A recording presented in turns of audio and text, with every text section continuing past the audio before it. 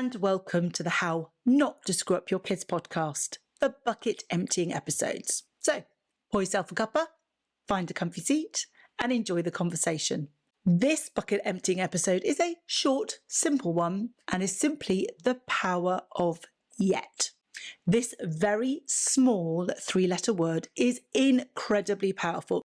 And if you've been an avid listener of me and the podcast, then you will know that I've mentioned this before, and it relates to the work of Carol Dweck, who's a psychologist at Stanford University.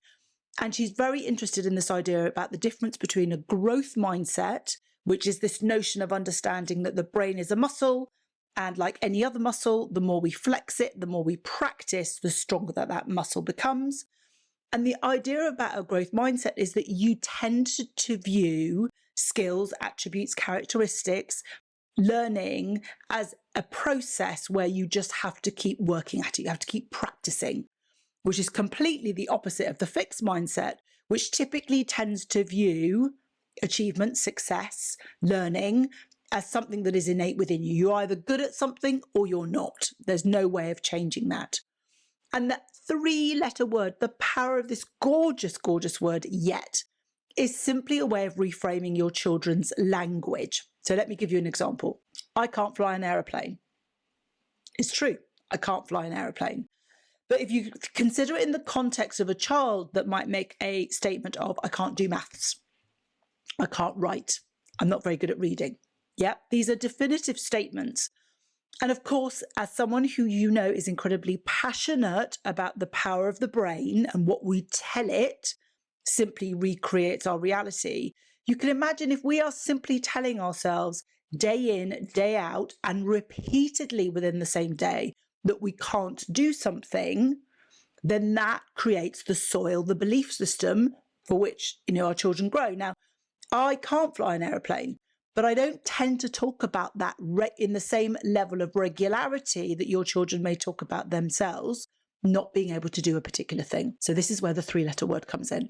And I'll be honest with you, I did used to use this with my children, and it used to irritate and annoy them initially, but the message eventually got through. So when I change the narrative from I can't fly an aeroplane and I add yet, it becomes I can't fly an aeroplane yet. Doesn't change the fact that I can't that I can't actually fly an aeroplane. I can't. But by simply adding the word yet, I've taken it from being a definitive, absolute, categorical statement to something that could change over time. It's not a skill that I possess right now, but it is something that I could possess later. So how do we use this with our children? Well, we simply, when they make those statements, we simply add the word yet. So we paraphrase back.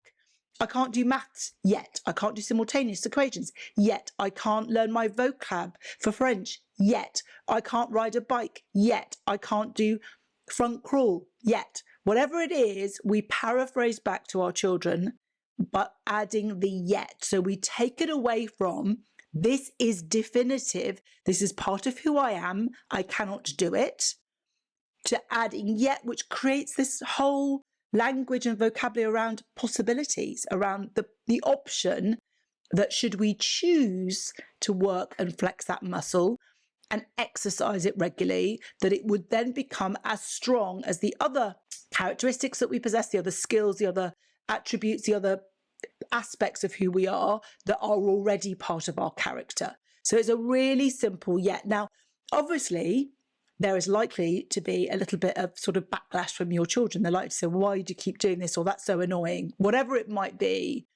And that's where the Sunday planning meetings come in, or the sit down conversations of, I've noticed that in the past, you're not always kind to yourself in the language that you use, and you put yourself down, or you say that you can't do something. Whereas I know that in the past, when you have found this difficult, but then you practiced, it got easier. So all that we're simply doing by adding the word yet is almost retraining your brain and helping you retrain your brain to the possibility that you may be able to do this. What we're not trying to do is go head to head with our children. What we are just trying to do is open up their mind to the language that they use, beginning to create that very specific reality. So give examples of things that they have actively sought to overcome themselves. So things that mattered to them that they practiced. They don't have to be anything related to the very specific area that they keep being critical of themselves of, but we're simply trying to demonstrate to them that when they've really applied themselves and practiced, they've been able to overcome, and this will be no different. So it may well be you'll give an example of the somersault that they've been practicing on the trampoline. It may well be a certain level within a computer game that they've been playing, or a certain aspect of graphics that they use on a computer, or sketching something in particular, or any other thing that has really mattered to them, because then we can demonstrate that with practice in an area that they have enjoyed, that has come.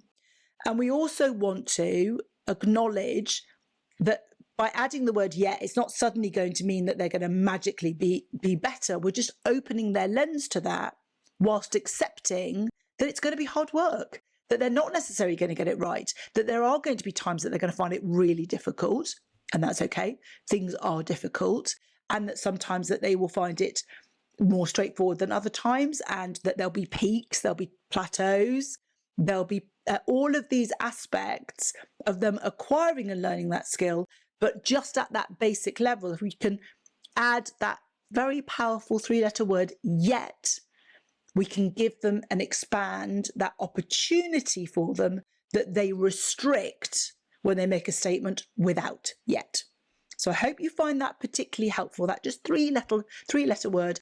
And please do let me know how you get on with it, because I have found it in the past to be incredibly powerful.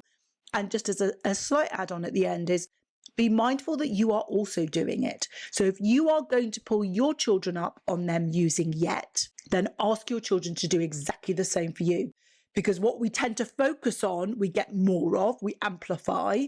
And so if they're focusing in on your statements and adding yet to you, that will also be consolidating their learning, flexing their growth mindset muscle too. So I hope you find that helpful. And of course, please keep me posted. Let me know how you get on.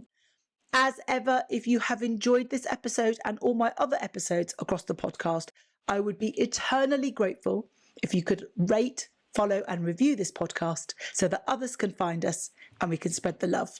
So until next time.